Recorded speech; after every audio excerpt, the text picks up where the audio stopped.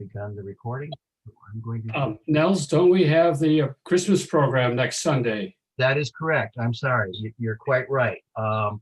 Yeah, Laura and actually Dave, yourself and Carolyn went through the previous recordings that we have done in the past for Christmas, and they were recorded and they're being put onto YouTube.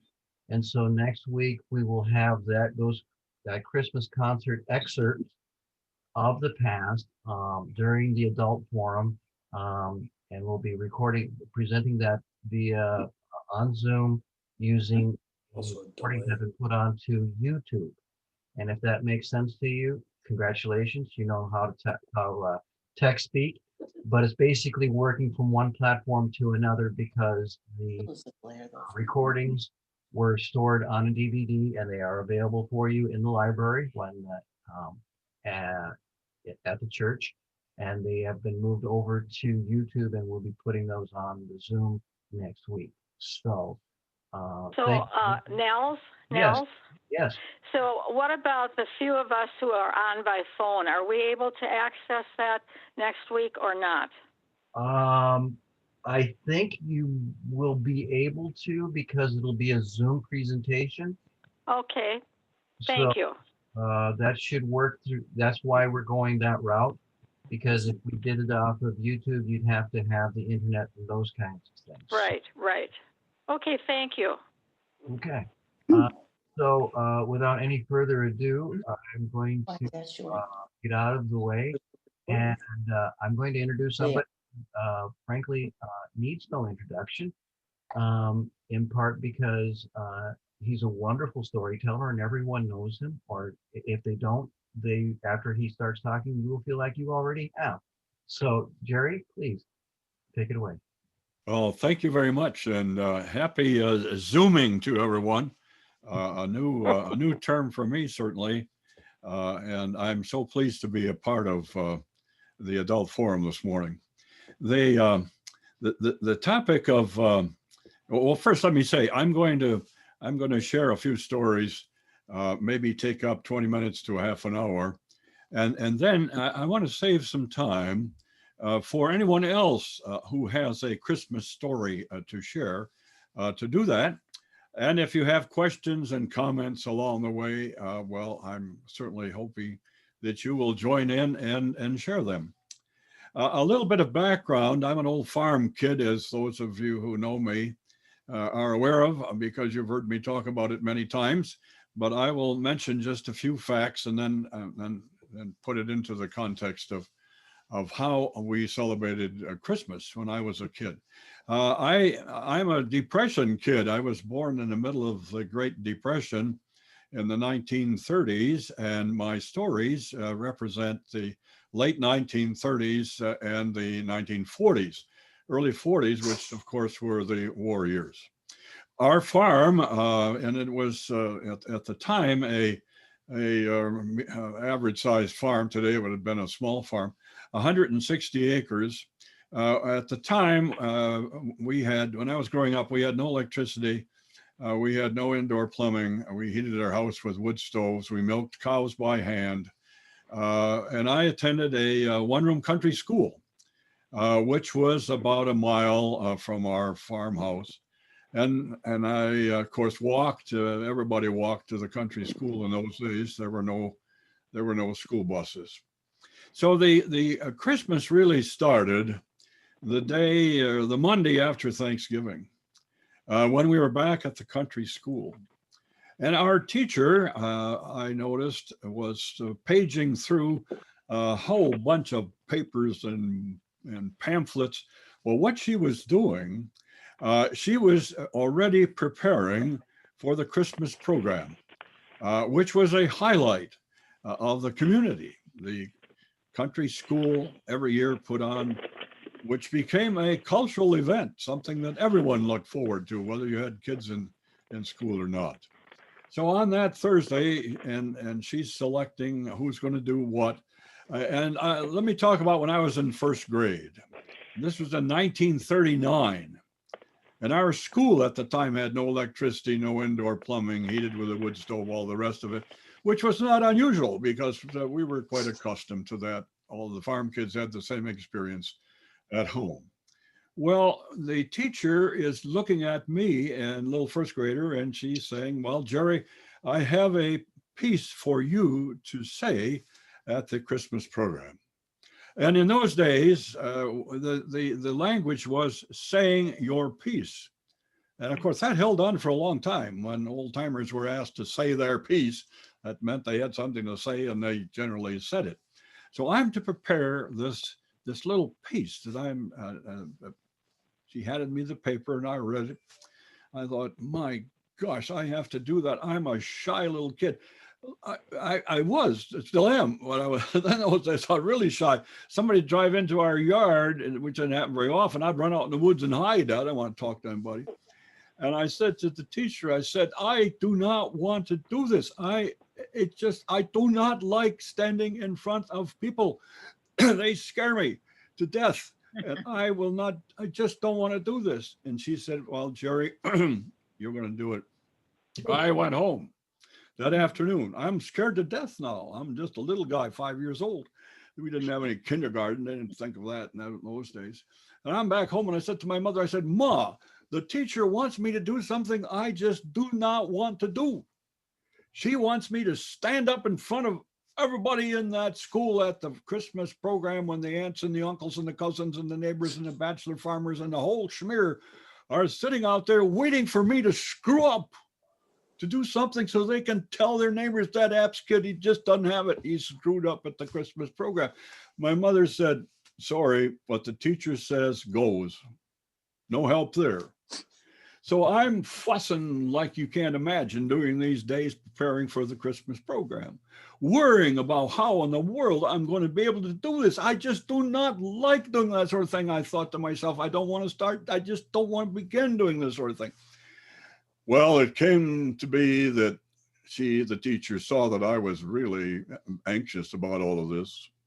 And she said to me, Jerry, I have a secret to share with you, to make it easier for you when you are standing up in front of all of us saying your piece. And she whispers it in my ear.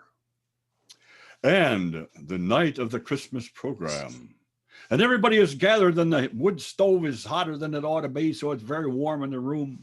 And there are gas lights. We don't have electricity. As I mentioned, we had a couple of gas lanterns that are burning, casting a kind of a shadowy light.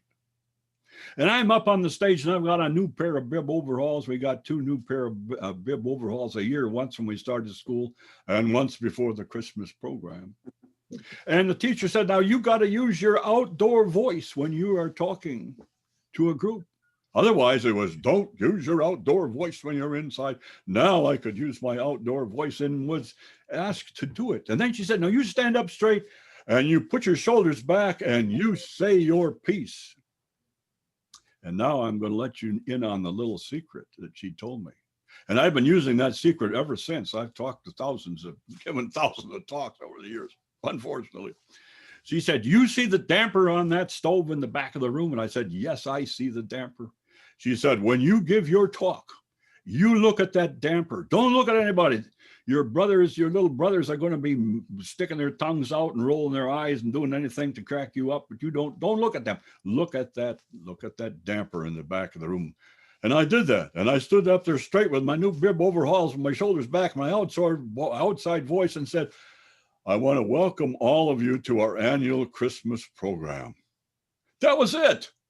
That was the extent of what I had to memorize. I had it cold. I'd been thinking about it ever since Monday after Thanksgiving.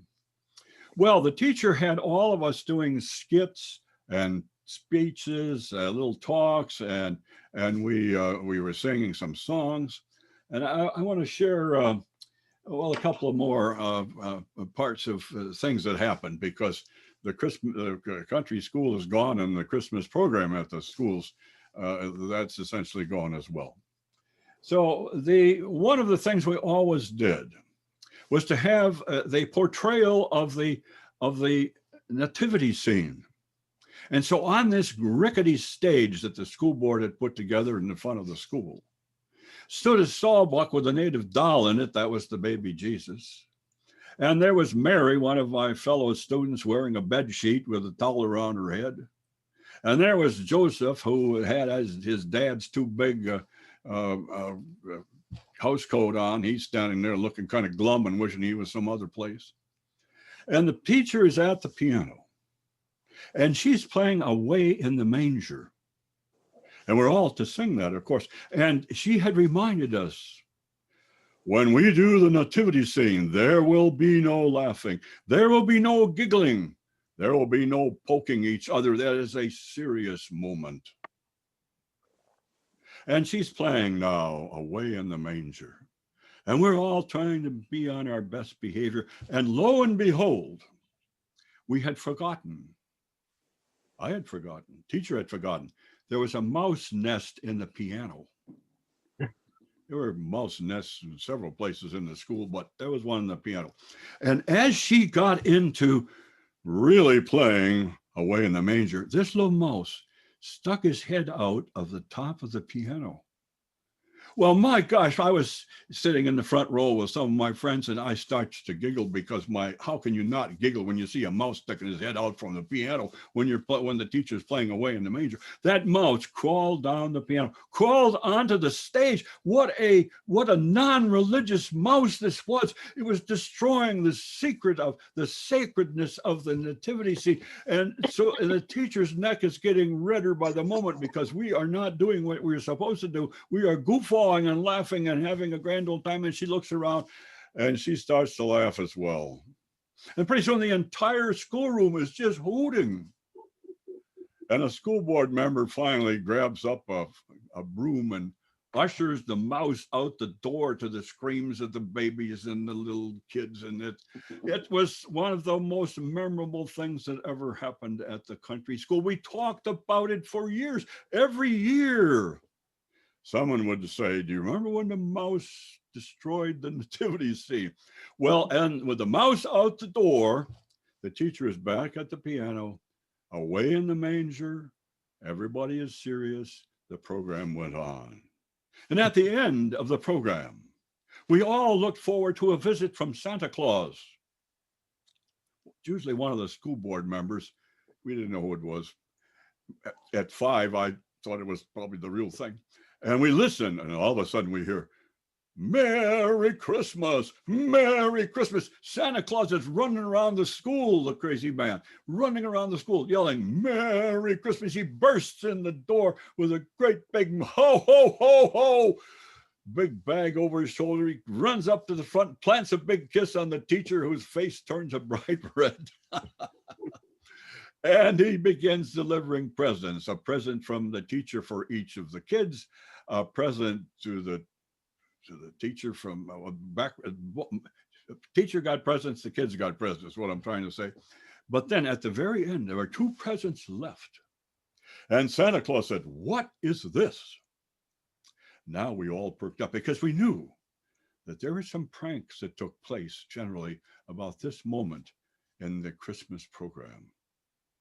And Santa has said, this is for Bill Miller, who was our neighbor. And Bill Miller comes up, gets the little box, opens it up, and it has a raw pigtail in it. We just butchered. I suspect that was the pigtail. Well, now everybody's hooting. Oh my gosh, we got pigtail for a present. My goodness sakes. We're farm people now. It doesn't take much to make us laugh, you see. Now, my dad, he also had a little box for him. And so he goes back and picks up his box, opens it up, and lo and behold, his box, it was a matchbox, had a big matchbox, had contained a live sparrow. And the sparrow flew out and began circling the room and chirping like everything. And we thought that was the most wonderful thing that ever happened. A live sparrow flying around the schoolroom, and they finally opened this door and pushed the sparrow outside as well. Well, enough of the country school. I have more of those stories than you could ever imagine. Anyway, back home now, we are looking for a Christmas tree. We had planted a number of pine trees for windbreaks on the west side of the farm. And we go up there and we pick out a reasonable Christmas tree, bring it back home, put it up in the dining room. By the way, we had closed off all the rest of the house, which was common in those days. We had two wood stoves, one in the kitchen, one in the dining room. We put put up the tree in the dining room and decorated it with my mother's fancy bulbs that she had saved over the years. It looked really, really very nice. And on Christmas Eve, we went to off to West Holden Lutheran Church. That was a problem for us because we were German, and the West Holden Lutheran, they were a bunch of Norwegians, and Pa was always a little cautious about mixing up with all those Norwegians. Well, they were his neighbors, for heaven's sakes.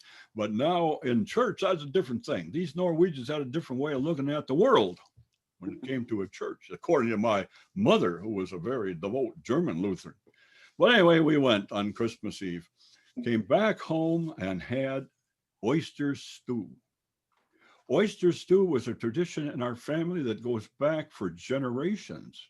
I think my great-grandparents from Germany had oyster stew. And after oyster stew on Christmas Eve, it's off to bed. And now, while we're upstairs in this cold old bedroom, trying to go to sleep, we hear some rustling downstairs, but we don't dare look because we know it's our mother who's putting presents under the tree. And we had looked everywhere to find the presents and we could not find them. We looked everywhere and they were right in front of us. She stored the presents in the ice box because the ice box was not used in the wintertime. All the presents now were under the tree. And I come down in the morning and Christmas morning, we couldn't touch the presents until the cows were milked. And so we're out in the barn, milking the cows, doing the chores, come back in the house, ate breakfast, and now we are ready to open the presents. Now, what I failed to mention was back at the same time that we were preparing for the Christmas program after Thanksgiving, the Sears Roebuck Christmas catalog had arrived in the mail.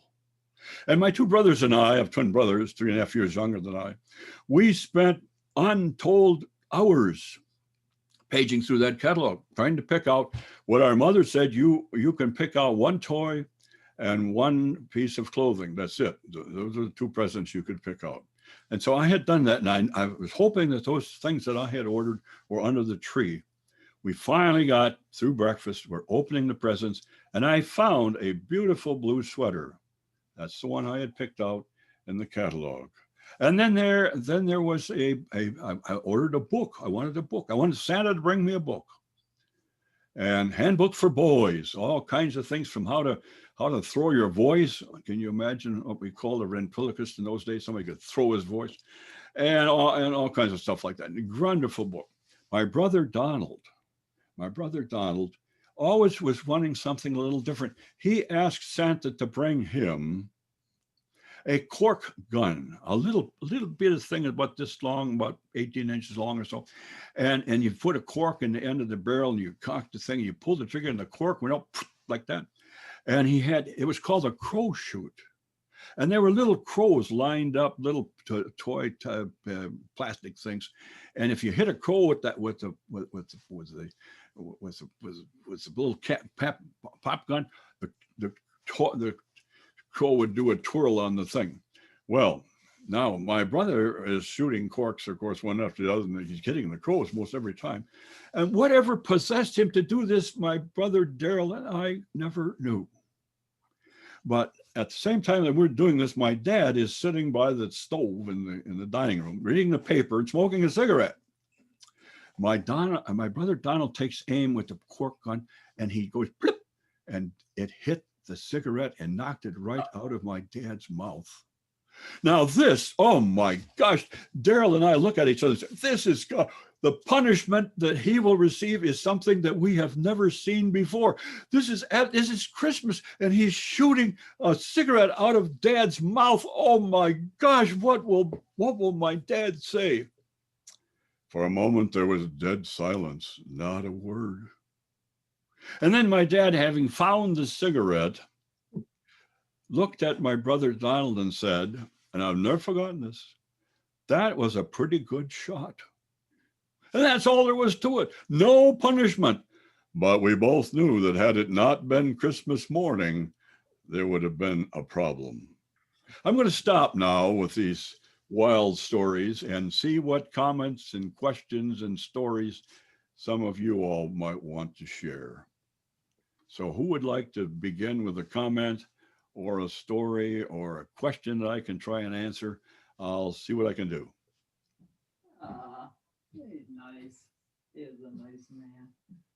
All right. I have one. Go for it. Go ahead. Okay, well, I grew up about the same time you did on a 100-acre farm near Lamartine, Wisconsin, which is 7 miles from Fond du Lac. And every December, close to Christmas, we had a candy making day. And we made peanut brittle, pulled taffy, made several kinds of fudge, caramels, popcorn balls. When I was too young to do anything else, my job was to cut out little squares of wax paper and wrap all the candy, except for the peanut brittle. It took all day and it was a very pleasant, wonderful day. One year we were deeply into that effort when someone started pounding on our front door. We hadn't noticed anyone drive in, and my mother went to the door and this man started shouting, "Don't get excited. Don't get excited. Don't get anyone on." And my mother finally said, I won't get excited. And so he said, "Your house is on fire." Now, I think I would get excited. the nearest fire department was 7 miles away in Fond du Lac. We called our only neighbors who lived about a quarter of a mile away, and they had 5 sons, and they came with buckets. My dad grabbed a ladder, and we started a bucket brigade with everyone, including that stranger who warned us. And we did. We put out the fire. We never quite figured out, it had not spread to the attic.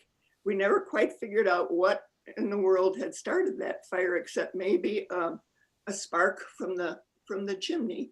But that was a very momentous and wonderful day since our house didn't burn down.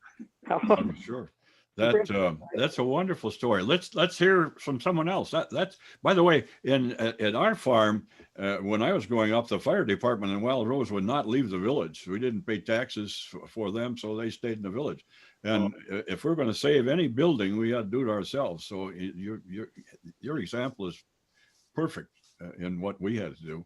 Somebody else with a comment or a question. Hi, Jerry. This is Joanne Ronnie. Yes.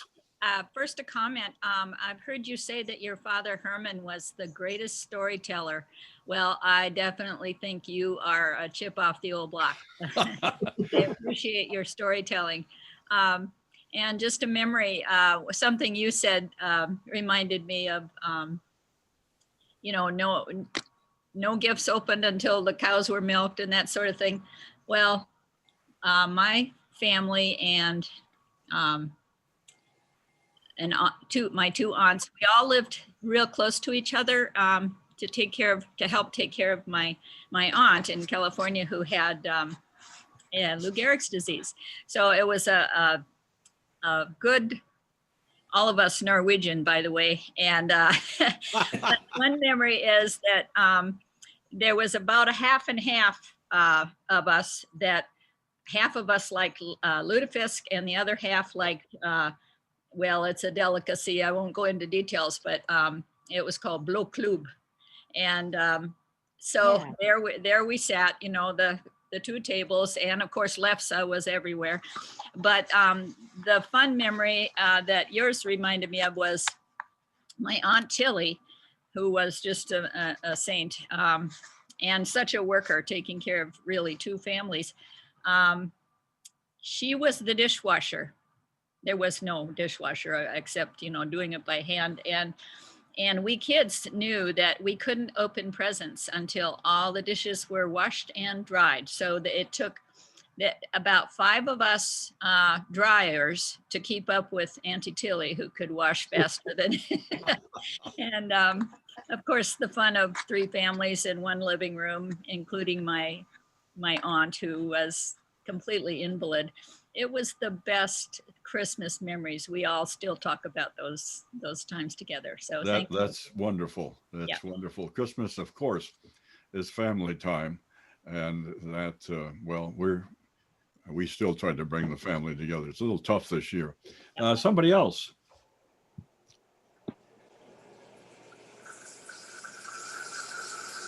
Anybody still awake? Definitely. Okay, Jerry, I have a Christmas story. Okay. You all know about the Christmas Story, right? A Christmas Story on Yes. by Gene Shepherd. Don't shoot your eye out. Yeah. Well, I think this was probably I was about 11, and after church, in the program at church, where we got our bag of candy and orange and whatever, we went to one of my grandparents, and they had opened presents. This was on Christmas Eve, where we could open presents. And hiding behind the Christmas tree over on the side, as we were about ready to finish, my grandpa said, "Go see what that is over there." And it was my Red Ryder BB gun. Which, I never shot my eye out, never came close. And to the not the delight of my wife, it still resides here at the house. That's great. I had a Red Ryder BB gun as well. They were quite the classic. I saw someone else trying to get in. Dave, were you trying to get in? Dave Braunzweig? That was me. Yeah. Oh, you. Can I get? Go ahead. My name is Eileen Harrison. Anyway, when people were mentioning about, opening their presents later, it reminds me when I was a child, and you're very excited about Christmas. And I grew up with 6 children in my family and my parents, but my father was the minister of a little Lutheran church in the center of Milwaukee.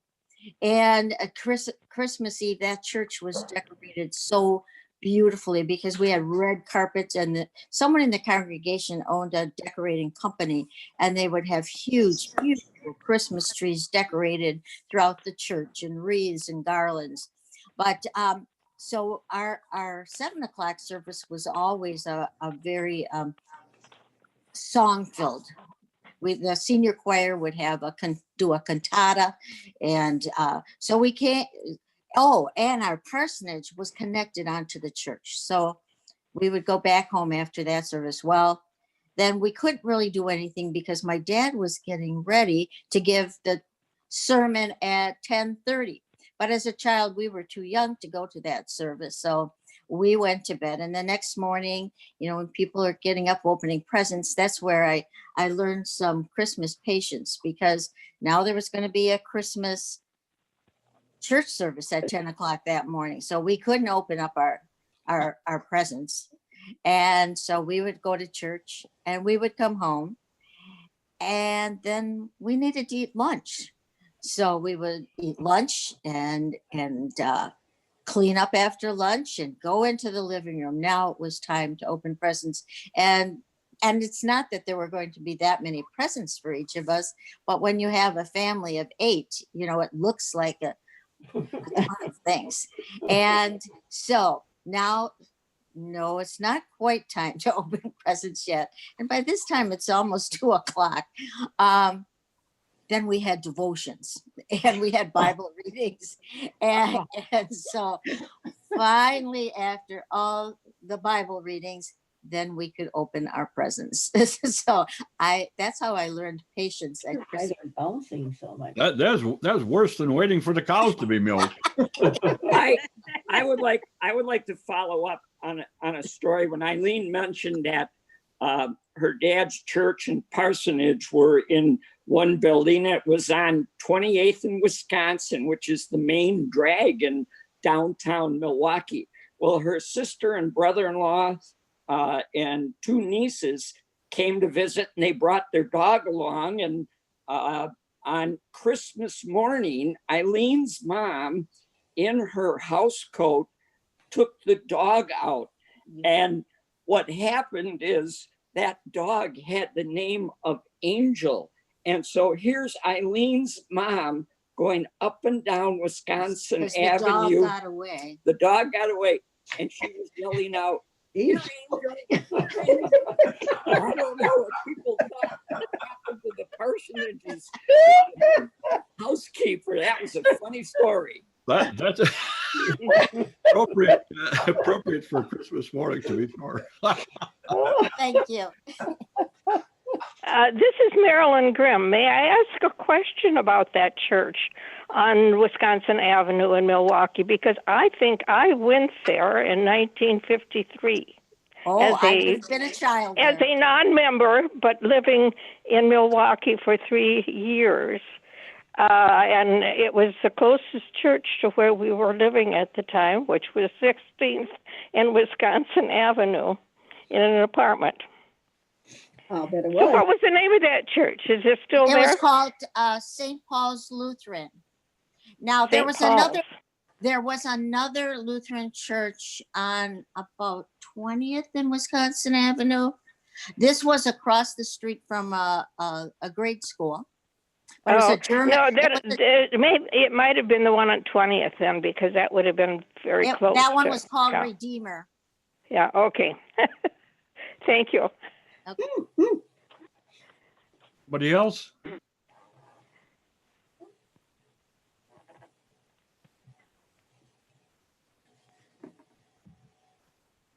Okay. Nobody? Well, Okay. I'll ahead. tell a story, Jerry? Jerry.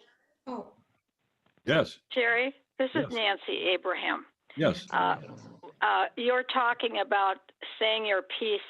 Of course, you and I are the same age, though you're a few months older than I. But I Okay. grew up also in a very small church in Sheboygan, and we all had a piece to say each year at the Christmas program. And then, of course, following that, we all got a bag to take home. And it was a bag that had peanuts in the shell, an apple and an orange, and some hard candy. And that was so exciting to get this bag of goodies to take home with us after we had all said our piece. That's a great memory. At our, I failed to mention that one of the people living in the Channel Lake School District, where my country school was located, he always brought a bushel of delicious apples so that we each one had a delicious apple. We never had such a fine apple ever, except on Christmas. So we had some wormy apple trees, the trees that had wormy apples of our own. But the idea of having a big, red, delicious apple, oh my gosh, that was so wonderful. I've never forgotten it.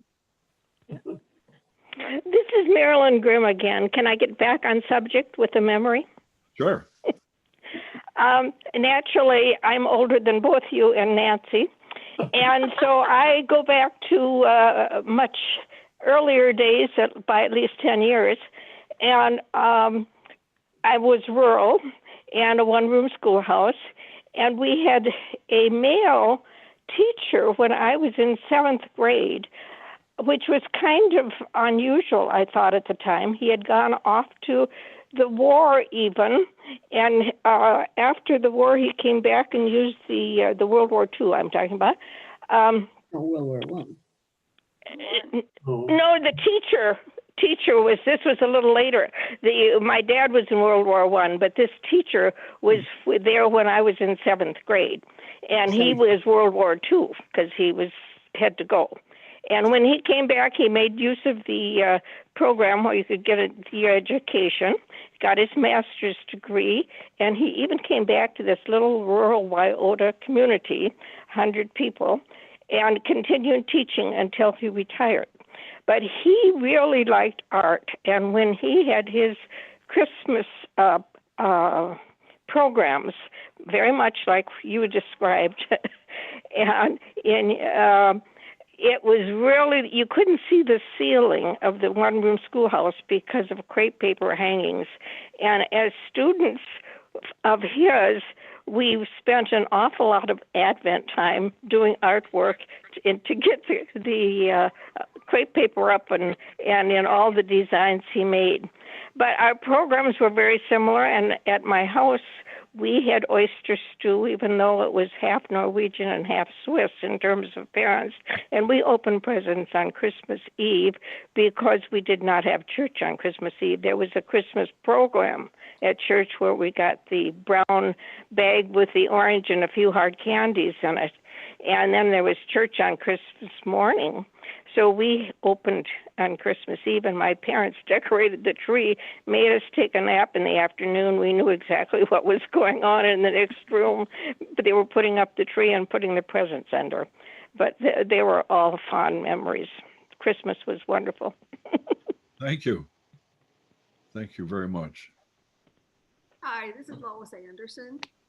I don't have a really good story to tell, but every Christmas Eve when we would go to church, because Santa Claus came on Christmas Eve, whenever we would get in the car and go to church, my mother always got a run in her stocking, and she had to go back in the house and change her stockings.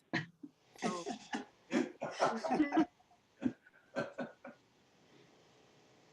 Put out the present. Well, I just want to update the lefse story. I grew up eating lefse that my great aunt Ella would make. She'd come for Thanksgiving or Christmas with a stack of 100 lefses that she'd spent the entire day making by herself. She didn't have any children, and I just always thought that was so sad that she was kind of a martyr to lefse. So when well, it's hard work, you know, it takes muscle and time, and it's hot work with that griddle. So when I had my own kids, and we always celebrated the holidays with my cousin and his wife and their kids, I just decided, okay, we're going to start a new tradition. We're going to have lefse, but we're going to make it on the day. So we would spend all day Thanksgiving or Christmas while the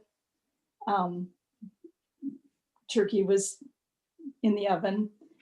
And we would get the kids from the time they were little to roll. We got some lefse pins and we got some griddles, and we taught the kids, now this is how you make lefse, because Ella had taught me, and she had taught my cousin's wife Pat also, so we both knew how. And we just would spend the day, and the kids thought it was great, and they would compete to see who could make the thinnest lefse. And my niece Christine would say, well, see, you could read a newspaper through this, you know. And it was I just felt really happy about that, because now my kids make lefse sometimes. They don't make it all the time, but occasionally, and they know how. And Pat and I were not more martyrs, so. That's a great story. I never heard of lefse till I married my wife, who was very Norwegian. I always thought it reminded me of eating cardboard, but I didn't mention it very often. Got to make it right, Jerry. Jerry, go ahead. I just had another comment about, I'm just so happy that 5-year-old little petrified boy, which was you, excuse me, overcame his fear thanks to your teacher who gave you a tip.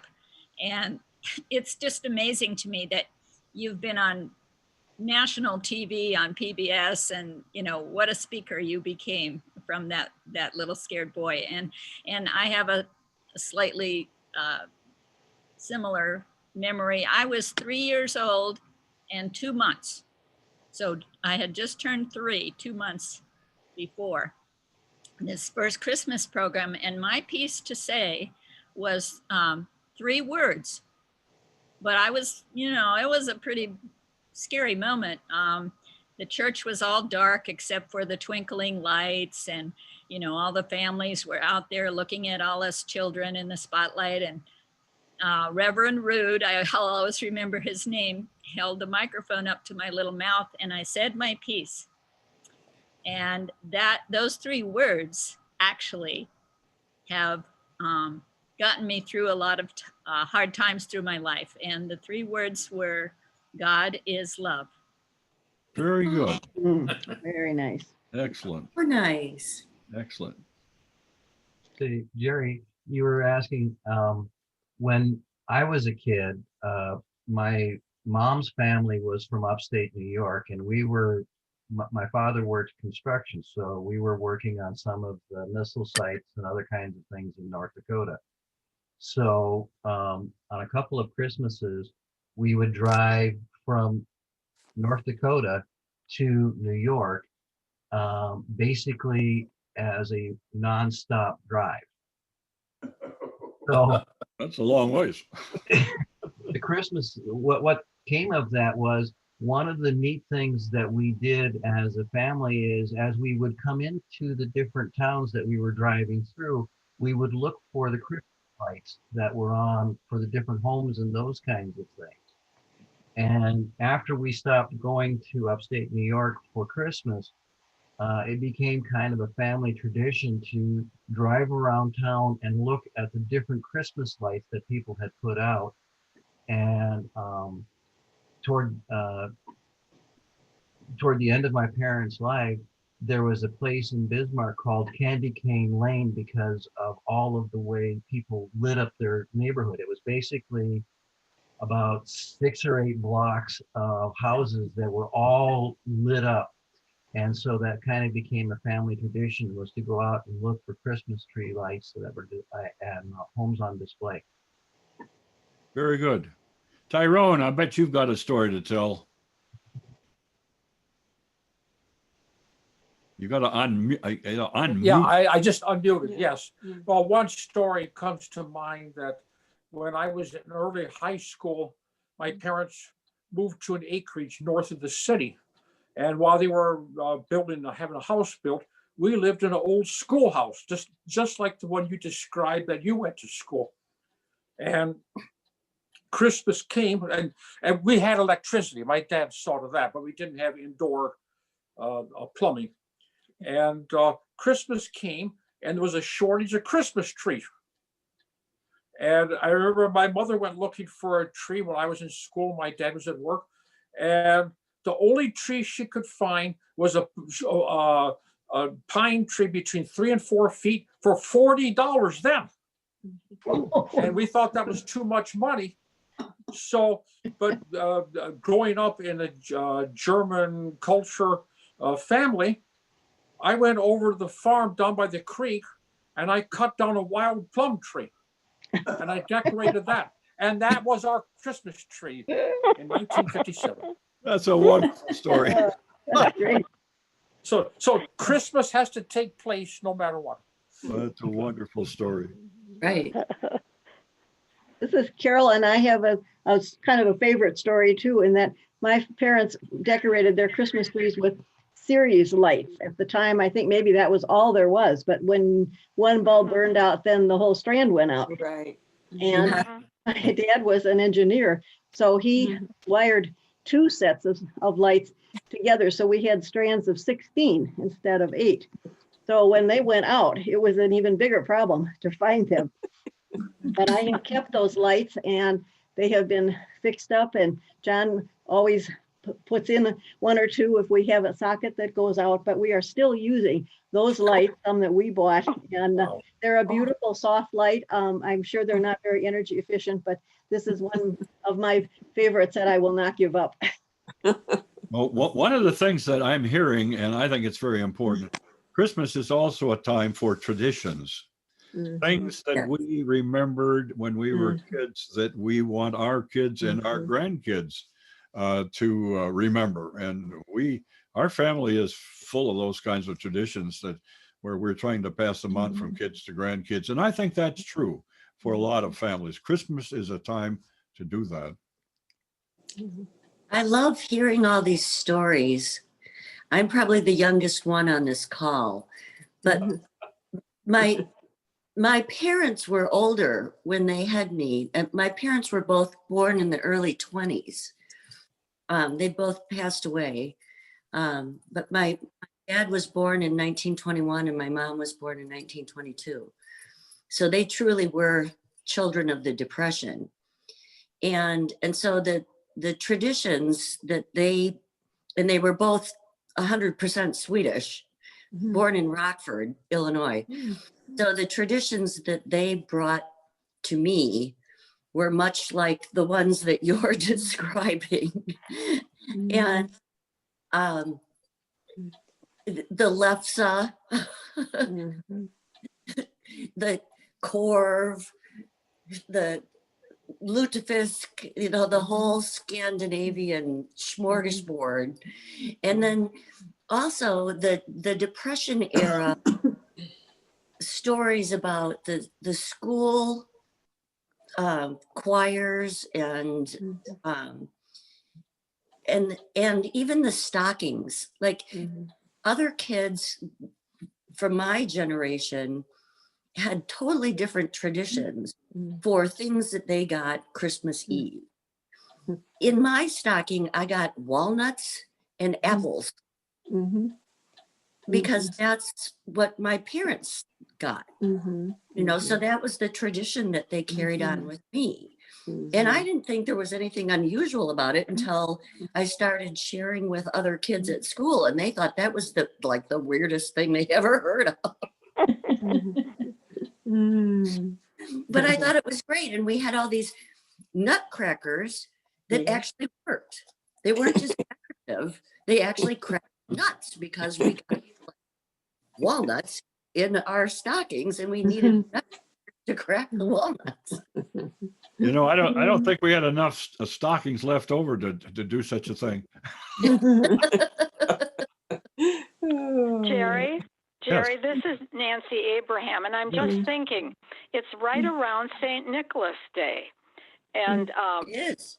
in our families, my relationship, we always had St. Nicholas come, and that I think was part of the German tradition. So I don't know whether you or any others who are tuned in through Zoom experienced that as children. No, we didn't know about St. Nicholas Day, but you're talking about all of these fine Christmas foods, and nobody has mentioned at all sauerkraut. We had sauerkraut big time all winter long, and sauerkraut was part of our Christmas dinner. That's very German. Well, and then the Germans do St. Nicholas Day, and the Scandinavians do St. Lucia. Yeah, we do that at home too. Yep. But did you do it with the wreath and the girls with the candles on it? With candles on there. And then tomorrow on the 7th, the Guatemalans do a ceremony that Pastor Katie was talking about in her sermon, I think. I don't know what it's called, but they do that bonfire ceremony where they burn the devil. So am I the only person tuned in today who experienced each year as a child St. Nicholas coming the night before? My putting some goodies in your shoe? Yeah, my in-law did that. My in-law did it. So I experienced it when I was married and my nephews were little. They did it. They would put their shoes out. Right. They would put them out, and then they'd get treats in their shoes.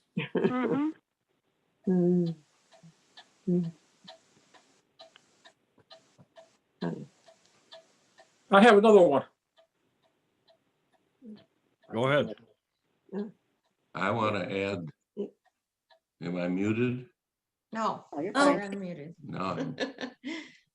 I wanted to add something on Christmas Eve, and that was the lutefisk. Yeah. Yeah. Which is awful. My family, Norwegian, Griffin isn't Norwegian, but my mother was, or my dad was, and we continued with the Feast of Lutefisk and lefse. And what people don't know about it maybe is that the lutefisk is a fish that the Norwegians sailors would carry on their boats, and it would be dry. And then you'd have to take the dry lutefisk and soak it, and soak it until it was so you could eat it. Yep. And my dad, for years, would get lutefisk. Oh, I think it was a week before Christmas, Or more. and he'd put it out in a pan outside the back door, and have to change that water because the fish had come salted, and and it was treated so that you had to get some of that out of there. Right. So we didn't have the lutefisk until it was ready, Christmas Eve. and it was always Christmas Eve. And it didn't look quite like it does today when you get it, which is nice and white. It's a nice fillet of fish. It was quite yellow. And the story about that says, well, of course, because you know where you bought it, the people who sold it put it out on a rack outside the door. And so the dogs found that very convenient. So we soaked it. That's a German comment. I have two stories about lutefisk. So the first one is about my mother. When she was newlywed, my dad was in his medical residency, and they were living in Dallas, Texas, in this teeny tiny little apartment that was over the top of a bar. And it was super hot in Dallas at Christmas that year. And there was no air conditioning, of course. And my mom was bound and determined to have lutefisk. She found the one place in Dallas that actually sold it, but she had never made it before, and she had no idea how much to buy because, you have to buy it dried and then you have to soak it. And so, not knowing, she said she needed a pound. Well, a pound of dried lutefisk, once you soak it, it explodes like a sponge. Didn't know this. So she starts soaking it, and it's exploding. And she ends up with buckets and buckets of lutefisk in this teeny tiny apartment. And it smelled like hell. And it's so hot. And they're trying to open the window, and they've got a fan going. And then she didn't really know how to cook it. So it was, and they're newlyweds. It was a disaster. So that was her disastrous first Christmas lutefisk story. And I'll bet you have it every year since. No. Well, I mean, they did when I was growing up, because we always had like the whole extended family at our house for, Swedish smorgasbord. And the only way I could tolerate it is if it was coated with white gravy, but because otherwise it just tastes like fish jello. But so I did a summer school session in Sweden when I was in college, and I asked my host family about lutefisk, and they just started laughing, and they said, why on earth would we eat lutefisk? We have refrigerators. We can Tradition. we don't have to store it in salt and lye in cellar. Right.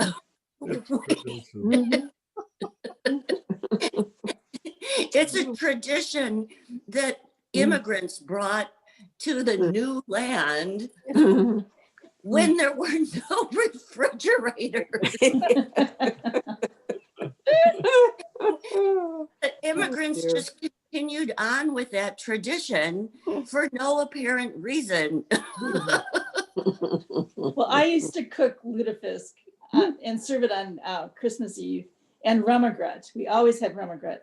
Well, it turned out my family loathed lutefisk, and they just refused to eat it. And it's quite a lot of work to make it, Yes. So I kind of gave that up. But rumagret was a huge hit. My niece still makes it, and everybody eats it. Well, let me see a show of hands. How many of you all eat lutefisk on Christmas? Let's see hands go up. Not anymore. I see some head shaking. No. Oh, now, should we be wrapping this up pretty soon here? Yeah. Yeah. But Tyrone, you had a comment. Tyrone. Yeah, I had one other memory that growing up, we had two Christmas traditions. One was the private. I was the only child of my parents, but my mother belonged to a family of 13. And it became practice every Christmas, late afternoon and evening, we would gather at my maternal grandmother's house.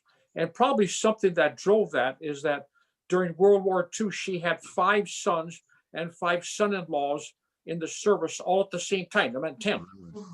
And that did a lot to draw the family together. So it was a very large gathering with all my aunts and uncles on my mother's side and all my cousins. There were lots of cousins. And there were exchanges of gifts. I remember one year my dad dressed up like Santa Claus to deliver the gifts. But the primary memory that I have is that in her living room, my grandmother had an upright piano, and about 7 or 8 o'clock Christmas night, the whole family would gather in the living room, and 1 or 2 of my cousins would be at the piano, and everyone sang. Auto mechanics, insurance salesmen, no matter what they did, everyone sang. And I still remember that every Christmas. That's wonderful. Great story. A nice way to wind up what we've been doing.